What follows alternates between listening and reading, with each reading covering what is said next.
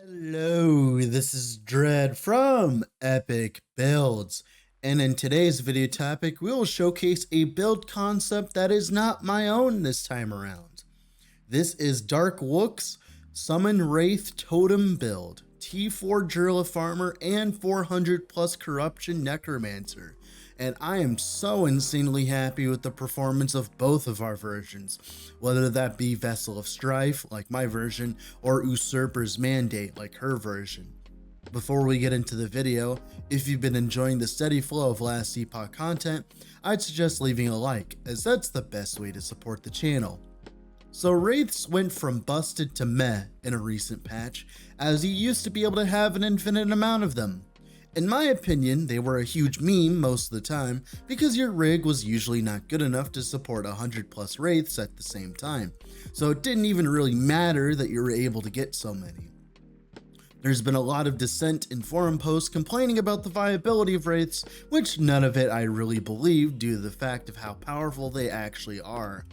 And this video proves that you don't need 100 plus to function. Maybe if you build it in an absolutely terrible way, which most of the community seems to be, wanting to do. But in this version, 18 is plenty. Actually, it's kind of a little bit overkill, as Wolkje's version has proven that 6 is plenty for the Usurper's version. My version, though, uses an Aberrant's Call. This is mainly because I am doing T4 Julra farming and I want a lot of Wraiths, as it raises your maximum amount of Wraiths and up to like 18. It also gives you plus the level of Wraiths, and my current staff gives them close to 300% increased minion damage thanks to the fact it's a legendary, which is absolutely mental. It also gives me a large amount of percentage mana regen, which is required for this kind of build due to the fact that we have a few uniques in the slots for mana regen, like Logi's Hunger and Vessel of Strife, meaning we actually can't get mana regen there unless we, obviously invest in a large amount of budget. It means we have to make it up in other places, which the staff immediately solves. We also grab the node inside Wraiths set to make them stationary and give them 100% more damage. This node is insane. Normally in LE, most minions have atrocious AI in terms of how they move. They just move in between you and targets, spend a lot of time moving, though their range and can aggro at range, and overall minions have stupid AI. But turns out when you nail them in place, all they can do is attack, which makes them way more predictable and infinitely more useful. Normally you'd think this is a bad thing, but it's nice to be being able to plop down a bunch of Wraiths and have them all focus on the thing they were made for, killing enemies. This in combo with the range attacks they gain from the Flame Wraith node, which we might actually do a little bit of fire damage with them, but it's primarily necrotic damage we're focusing on with this, and they become turrets. They are in fact better totems than totems are, which is very assuming. If you've ever played Dungeon Defenders, you'll understand like the apprentice with like the little flame towers. That's what this build feels like, and it feels amazing. The last thing I'll bring up with this build is its defenses are actually some of the strongest I've seen out of Necromancer. Vessel of Strife allows our HP regen to apply to our ward at a reduced rate, which normally doesn't sound good, but it has a large amount of benefits. Not only does it raise our maximum HP, which 1700 is very, very low, especially for a Necromancer, it also provides insane amounts of recovery. I can tank a lot of things with this build, including the Cold Seeking Bolts and Julra's Lightning AoEs, and a smattering of Oribus attacks, as we not only get 700 HP regen per second constantly, we also get like 500 ward per second, which is so much superior to other sources of ward gen thanks to the fact it's always active. That's a lot of ward per second versus some terrible low life setup, as you not only have the ward, but you gain access to the beautiful endurance threshold and the benefits of being HP as well, and don't have to focus so many uniques towards it. Turns out full life is still better than low life, even in terms of ward generation. With all this damage at our disposal, it means we easily wreck 400 plus corruption and can do T4 Julras quite easily. I will have a section in this video where I go over the strategy of my T4 Julras in this build, so stay tuned. I will also have Darkwolkje's version with Usurper's Mandate if you don't already have a Vessel of Strife, which is a much cheaper version than the Vessel of Strife version. With all that being said, let's get into the video, shall we? All right, here we are in game with the in clip. So this is a clip of me killing Julra with the Wraith build. I want to show you guys the tactics of killing her properly because obviously if you make a mistake, you die. Although it's not as bad with this build versus the Abomination build. So obviously you want to set up your loop with Aura of Decay. Now, first thing off, this is a mistake. This is my first time killing Julra. I've killed her like plenty of times after this, as I spent 4 hours farming her on Twitch the other day. Hashtag twitch.tv/ epic builds underscore YouTube. So yeah, you want to be placing your minions. You see this line here on the ground. This is actually a very good representation of where her beams are going to be. Now, you don't want your minions obviously to be in the beams. And thanks to the fact that they don't move at all, they don't have to actually tank all of her beams. Meaning, if you just sit them on this little ring, they will not get hit by the beams. Now, later on, you'll see you'll need to actually place other minions elsewhere, which we'll see in a second. But yeah, place down your Dread Shades, set up all your Wraiths, get a little bit of extra damage in there. Now, in this zone, you want to be standing somewhere on the side. This was a mistake I made. I'm showing you guys my first clip so I can show you guys the mistakes I made. So there, of course, you take the void pool and then you transplant away. You got to make sure you're tanking enough for that. And then here, she's going to place down her towers. Of course, you'll see here. Now, these towers, you don't have to actually kill them yourself. I mean, you have to actually so you can press A on them and your minions will kill them because your minions don't have to walk over and kill them like A-bomb does. So they'll actually just hit them and they'll die, which is nice. So you just need to click A a few times to kill all the towers. Make sure you kill them because they're really annoying in the second phase. So then, of course, as you can tell here, obviously, you want to kind of tease her and make it so she doesn't attack all of your wraiths at once. They will die if you obviously let them tank the cold wave. So you want to kind of tease her and make her shoot her cold wave away from your minions. That was a mistake I made there as well, which I'm showing you now so you understand. But as you can tell, you see how the void beams, they do not this is like exactly where you want to be in terms of the void beams. This is a perfect representation. I didn't notice this until I started playing this build. So you generally want to put all your wraiths in this little spot so that you don't have to worry about it, right? So here you can tell I have plenty of mana and set up to like make new wraiths, right? And that works definitely well. Now, her AI is stupid. Turns out her AI is just as stupid as the minion AI is. So she has a bolt attack, like a bolt that pierces through all enemies and could easily kill you. But since you're not technically within melee range, she uses the ranged AI, meaning she will just simply shoot out a cold seeking bolt, right? And then she'll go to the next phase, or she'll do another water AoE, but she'll go to the next phase instantly because you're not in melee range, but she shills aggros on you. So it's like hilarious to watch this happen. If you're close enough to her, she'll start her melee AI, which she'll start puking out the the lightning bolts, which don't really matter to you. You can just dodge them pretty easily. But yeah, it's really funny that so we can't dodge. EHG is completely fine with doesn't like the fact that you can dodge the cold seeking bolt, but that doesn't mean we can't make an army of minions in the way instead. Big brain, you know? That works instead. We'll just make our own wall, right? Now, as you can tell there, I go to one of the corners, waiting for her to come back. Here, this is a mistake. So you can actually set up your minions as long as you place it somewhere over here. You can actually set up your minions before the fight and have them all ready to go. Now you want to place them somewhere where you're not at, because as you can tell there, she did the water AoE, she does the water AoE as soon as she teleports back and she gets this void pool. So you want to be placing your minions like around here somewhere so that, because they have a decent range, like they can hit her from pretty much anywhere in the AoE, inside the arena. So you want to place them like here or something and just get them set up. Then you want to transport away, obviously. And as you can tell, I missed a few seconds of DPSing her down because of that. And this is still a minute clip, right? So as you can tell there, I got too close to her. That was a mistake. You don't want to be close to her. You want to be away from her. Now she's going to do a water AoE here. So if you haven't noticed, she will do a water AoE whenever she makes like a little bit of a move there. Waiting for it. She got chilled. She got sequence broken by that. That was funny. Sometimes she gets sequence broken, which like there where she doesn't do the water AoE again, because she usually does it like twice in that phase. All right, now I'm waiting for the water AoE. You see how I tried? See how like I moved out of the way and none of my minions got hit by the water AoE there? That's very important because it helps you maintain DPS uptime here. I'll show you it again.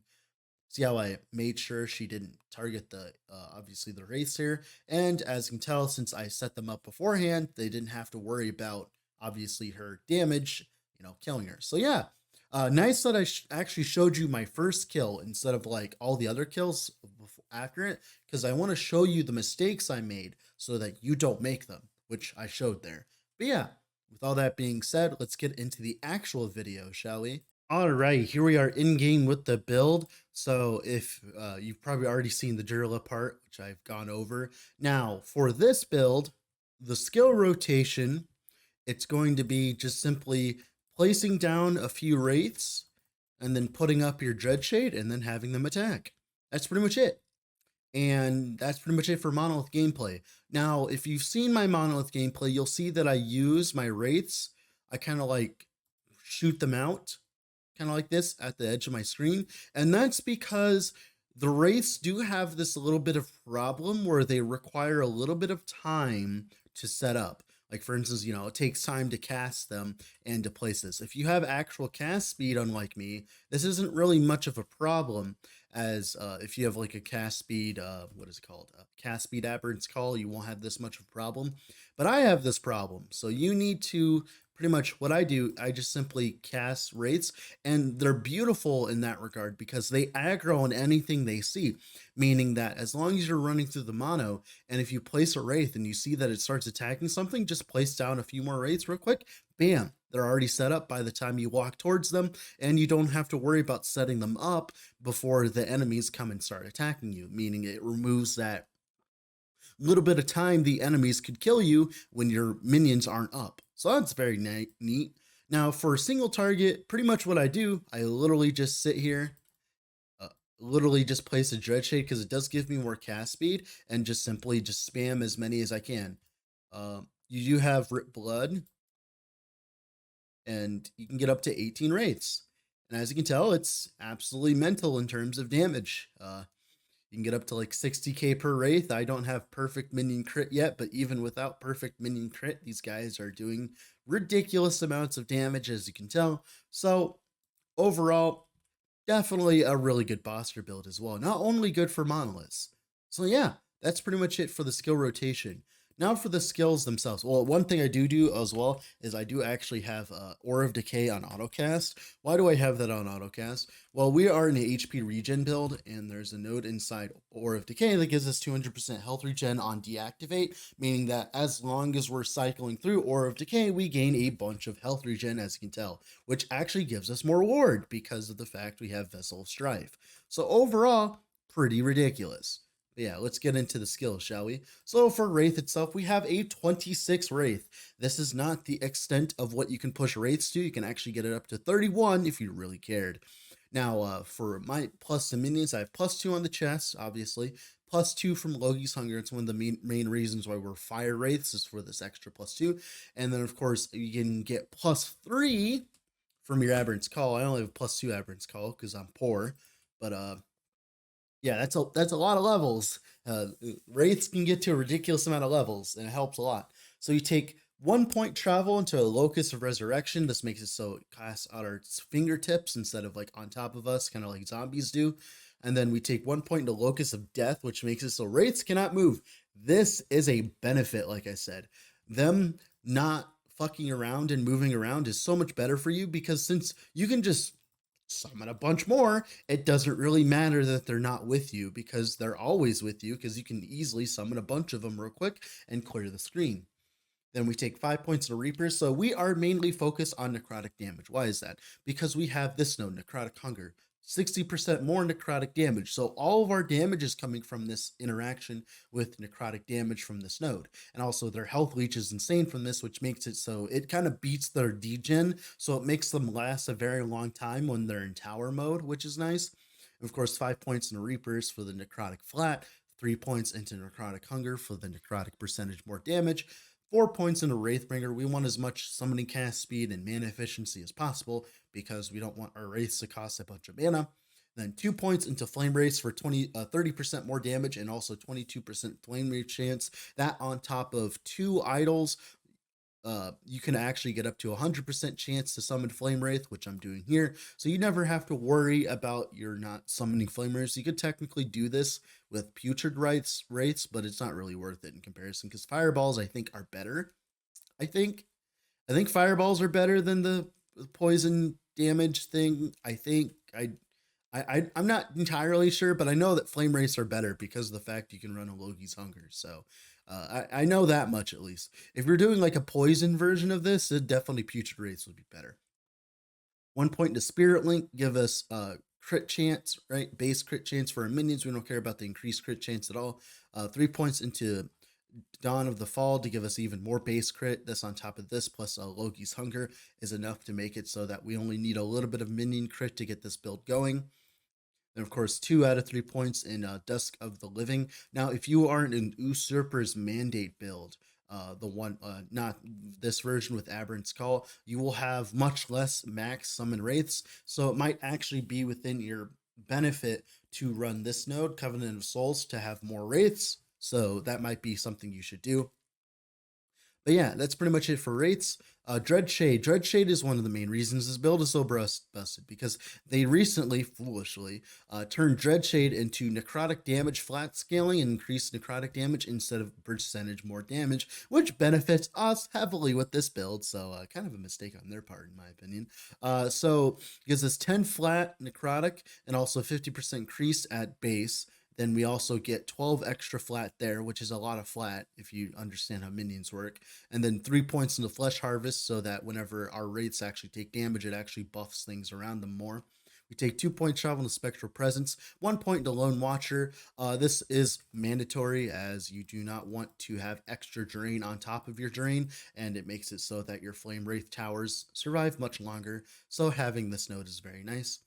3 points into Dying Coven gives our wraiths a bunch of cast speed, which is what they do is they cast, they don't attack, which is nice. 4 points into Grim Fate for 60% more damage. This makes it so wraiths take 100% increased damage, but they're so expendable, it literally doesn't matter. Then 1 point to Symbiotic Apparition. Main reason we're grabbing this is so that when we're on a single target and I place down Dreadshade, we get a little bit of a cast speed buff, meaning that we can pump out our max amount of wraiths much quicker than normal, which is probably mandatory on stuff like Julra and stuff like that. Also, as well, helps us maintain our mana with Rip Blood. This is just simply like a kind of like a fail safe so for like when we're screwed out of mana. This is we don't actually technically need it.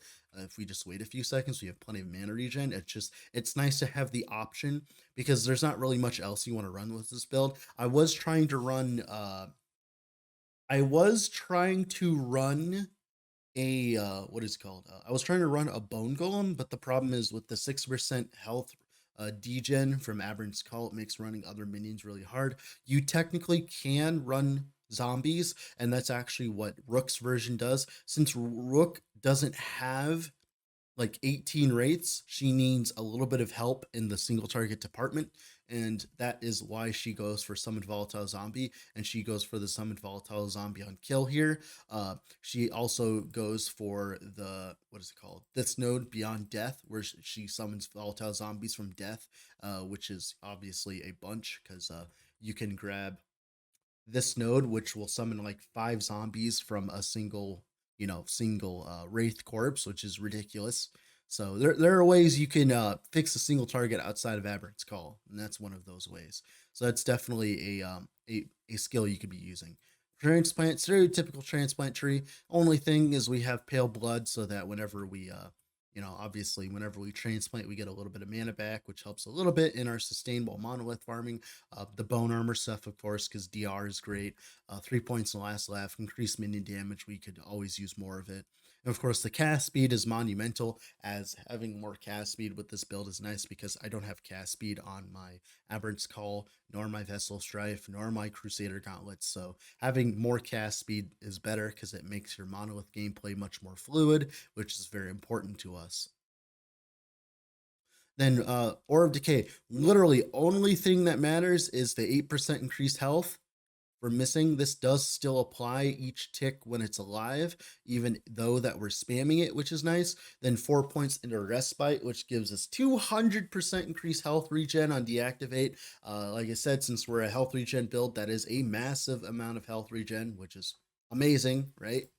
Then 3 points into Aura of Terror. So while I was inside the dungeon doing the actual dungeon farming, this node is amazing because it makes it so that you have like a split second to react if like you teleport back through time and like a bunch of minions spawn around you. This gives you the time required to set up your wraiths so you don't get absolutely basted, which is nice, right? This fear actually came in handy a few times. So definitely worth the points. Then Rip Blood, just stereotypical utility Rip Blood setup. The only thing that matters is making it 0 mana and then getting mana gained on use and then making it so it targets our minions. Why are we doing that? It's so that we always have a source of mana. We just simply have to summon one Wraith and we always have a source of mana, which is nice. And then, of course, you could technically go for Arcane Fortress. You could. The war, like, it doesn't really matter though, like, at all. Like, in my opinion, it's like whatever. It's like you don't need this ward, you have plenty. And also as well, most of the time the reason you're dying is because you're at low HP, so just having a way of gaining HP is better than having more max ward, in my opinion. But yeah, that's pretty much it for the skills. Now for the passives here. So we are HP regen focused. That's why our tree looks a little bit different than normal. We take 5 points into Forbidden Knowledge for the Intelligence Necrotic Res. I believe I'm capped on Necrotic Res, so it's just mainly 5 points to travel. 5 points Stolen Vitality for Vitality and Minion Health. Minion Health is a little important. So it's important enough to the point where we have our wraiths last a while because their leech is nothing if they get one shot, right? So definitely having a little bit of minion health is nice. 5 points in the dark rituals, of course, for our cast speed as well, and on top of our minions cast speed. We're using minion skills all the time because we're summoning wraiths. 5 points into Crimson Gluttony for increased health regen because we want as much as possible. Like I said, we're not a ward build, we're a regen build. We just simply use Vessel of Strife for a little bit of added benefit. Lich here, we take 10 points in Apocrypha. We want the mana regen, obviously, and the intelligence gives our minions flat health, which is nice. I am grabbing 5 points in Survival of the Cruel. The main reason I am is because I wanted a little bit more flat HP, right? Now, I was messing around with Soul Feast. The finished build planner probably won't have this. Then, of course, 8 points into Risen Army for the cast speed, of course, because the faster they cast, the more damage our wraiths do. 8 points into Blood Armor, which is 80% increased health regen, which is really strong. And that 16 health regen is a little useful. It doesn't really matter, though. We take 5 points of Reclamation of Souls because we are gaining a lot in terms of ward retention. As you can tell, we get a large bubble of HP thanks to our ward, which is nice. Like I said, don't rely on this. It's just nice to have it, right? Don't rely on it, otherwise you're gonna die, but it's nice. 3 points travel into Cursed Blood. The increased necrotic is nice for our minions. 4 points into Aegis Fall because we want minion armor shred. We want at least 100% because when we have 18 wraiths shooting a target, that's 18 armor shred stacks per second, leading us to do a lot of damage, of course. A few points travel to Mortal Tether. Most of our minion HP comes from gear. We don't actually need it from the tree. We only need like 500% to feel good, so it's like we don't need all the points into this. 5 points into Frantic Summons for the increased cast speed. 5 points into River of Bones for the increased minion crit chance and all that minion leech. This is the main reason why wraiths never die, even though they have like so much degen going on. 10 points into Moonlight Pyre. That minion fire is nice, but the minion necrotic is amazing. because like I said, we're getting 60% more necrotic damage, so definitely worth it to get the necrotic damage more than the melee fire, the minion fire. 1 point travel to Tyrant, although I believe it might be worth it to go into this node now. When I was trying it before, my minions weren't surviving enough, but now if you get a little bit more minion health on gear, you might actually be able to run this node eventually when you have better gear investment than me. 3 points travel to Cling to Life. Vitality obviously is really good. Minion res is good, but 4 points into Empty the Graves. 8% increased health regen per minion. We happen to be playing a build that has a bunch of minions. So as you can tell, as I start using my wraiths, I get up to 800 health regen per second. As you can tell, it increases our ward gen as well. So it's definitely worth to have a bunch of wraiths. So it's definitely worth to have this node. We also get a little bit of armor, which doesn't really matter. Then 10 points into Rite of Undeath for resistances and also increased minion necrotic. Since we're so focused on minion necrotic, we actually use this damage. Then 9 out of 10 points of Blades of Forlorn. Obviously, you want 10 out of 10. We do not have a Death Rattle. We are not running a Death Rattle because we're running a Logi's Hunger. So definitely you want the minion crit multi-bases on your rings to bring you up a little bit to 300% minion crit multi, which would be really good. So that's definitely something you should be doing eventually. But yeah, that's pretty much it for the skill tree. Other things of note, I didn't grab Veins of Malice because I didn't feel like as though it was worth the 5 point investment. We had enough gas speed anyways, and there are other things we could be grabbing with this build because Necromancer finally has defenses for once, so we can actually invest into defenses, which is nice. That's pretty much it for the skill passive tree. Now for the gearing here. So for gearing, mainly most important is to have a chance to summon Wraith, a chance to summon Flame Wraith instead. Of course, having 100% chance is not mandatory, but like obviously you want a really high value of it so that you're not making as many dud wraiths. Then minion crit chance is insane because you want to be at 100% crit chance with your wraiths. Obviously, you can have 3x1s that have that, or you could just have a bunch of resistance idols like I do because I did get good gear. Well, I did, but like not in terms of resistance, anyways. But yeah, so for the helmet, I found minion health to be the best here. You can run minion crit as well. Intelligence, of course, you want the base. So we actually like intelligence in this build because it actually raises our ward retention, which means we lose less ward over time, which makes our ward per second better. But it's not like worth to focus too hard into, but like it's definitely nice. Then of course the health regen per second. I have a really good helmet here. Aberrant's Call with a minion spell damage, cast speed is like really good. If you're going for the Usurper's Mandate, you probably want like damage taken from crits so that you could like invest your crit avoidance elsewhere. The mana regen on this is huge, obviously.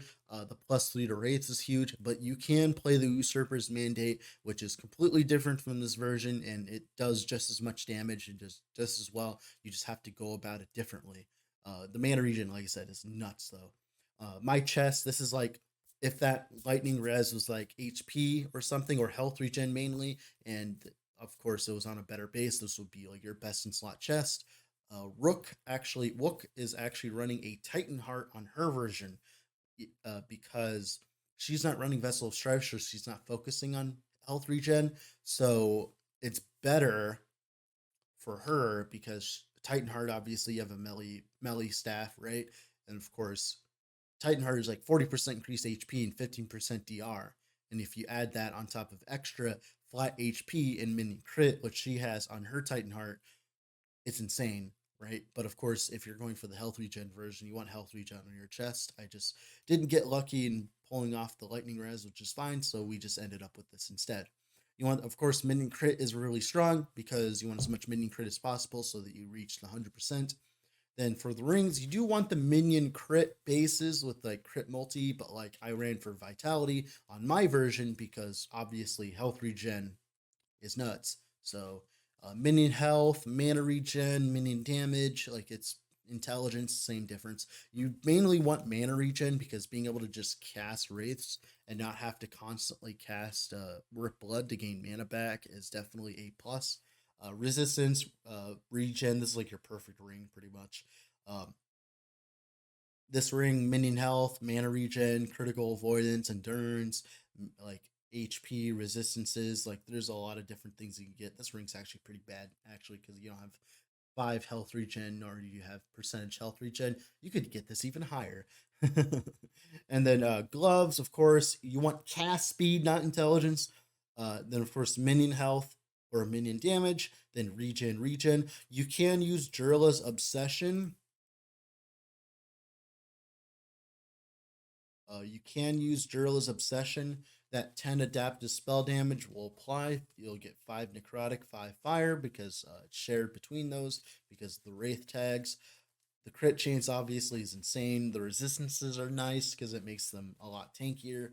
But you could use this. I'm not using it because I want health regen, and this is one of the health regen bases. But if you're playing Wook's version, this is definitely an option. Then for the boots, intelligence or vitality, either one. Both of them actually benefit you equally.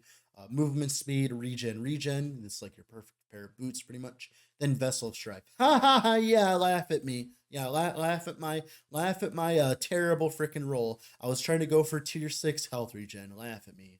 So health regen applies to ward. We have no ward investment whatsoever. That is all of my ward investment, as you can tell. This is an insane amount of ward. The mana, of course, is nice and ward retention, but mainly the 58% health regen also applies to ward. Just read this, okay? At the very least, read this as 60% more health regen. Obviously, that's ridiculous, right? Obviously, right? So, yeah, it's actually going to be the meta for Necromancer. So you definitely want to pick up one of these. This is a T4 Julra drop only. It's a 10% chance, so good luck farming them. But yeah, with all that being said, I think that's pretty much it for the build today. Thank you so much for watching. Have a wonderful rest of your day wherever you're at, and bye.